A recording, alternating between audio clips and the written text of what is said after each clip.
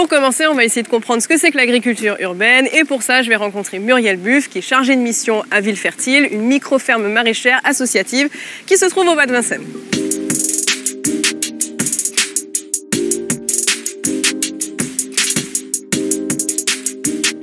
Bonjour. Bonjour. Alors ici, on est à Villefertile. Oui. Alors qu'est-ce que c'est? Qu'est-ce qu'on y fait? Alors Villefertile, c'est une micro-ferme urbaine maraîchère.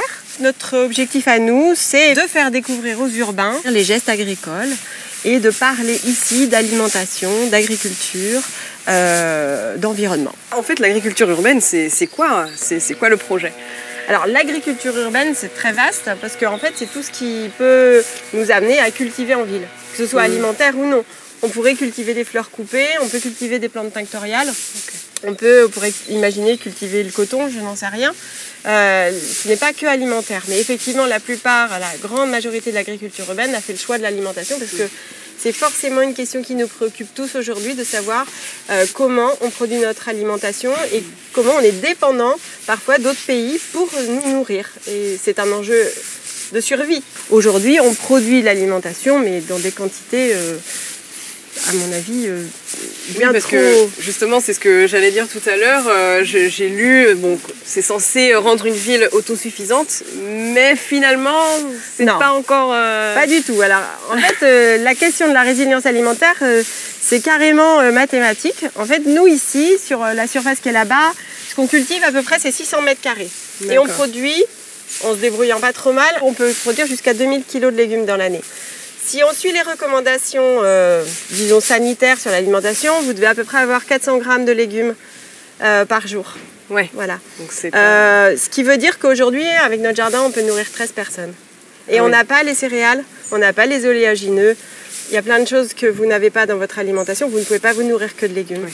Donc en fait, concrètement, si on compte la population, même de Paris et sa petite couronne, c'est 4,5 millions d'habitants. Je ne sais pas, il faudrait peut-être 300 000 espaces comme le nôtre pour pouvoir nourrir toute la population. Ouais. Ce qui est matériellement impossible en fait. Voilà. L'agriculture urbaine, c'est aussi d'autres façons de cultiver. On est beaucoup plus proche souvent des techniques de l'agroécologie, on a souvent l'envie de faire du bio, enfin, c'est même quasiment un impératif aujourd'hui. On utilise très peu d'intrants, etc. On est peu mécanisé, donc en réalité, oui, si on voulait avoir des grosses quantités pour nourrir des millions d'habitants concentrés comme en Île-de-France, il faut beaucoup plus de grandes surfaces et donc revenir à une agriculture beaucoup plus proche de ce qui est actuellement ce qu'on appelle l'agriculture conventionnelle, c'est-à-dire une agriculture qui se mécanise, qui va être beaucoup plus vaste.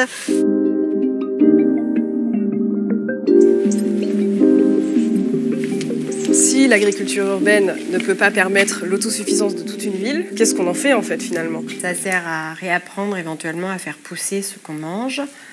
Ça sert aussi à rencontrer des gens qui ont des préoccupations comme les nôtres, à faire du lien. Pour nous, c'est un peu ça qui se passe ici, mais du coup, je peux peut-être vous présenter Dominique. Bien sûr. Dominique est bénévole chez nous.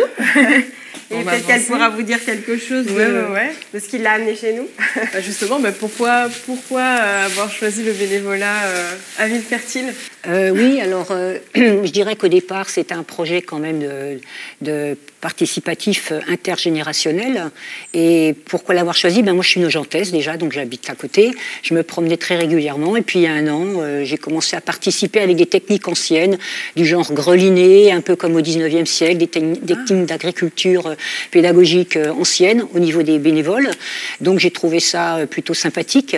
Et puis, j'ai vu un certain état d'esprit qui était quand même lié autour de la biodiversité. Du coup, moi, je me suis spécialisée en permaculture. Et maintenant, comme je suis psychologue de formation, je pense aussi qu'il y a une écologie intérieure à mener, que les principes de permaculture, ça permet justement de renforcer son observation, de pouvoir connaître les limites aussi des possibilités de la nature et de les respecter et de faire avec. C'est vrai qu'il y a eu des articles qui ont été faits, scientifiques, autour du fait de toucher la Terre et qu'il y aurait soi-disant des phéromones qui se dégageraient de la Terre et qui nous mettraient dans un état de bien-être, comme une espèce de drogue, je sais pas.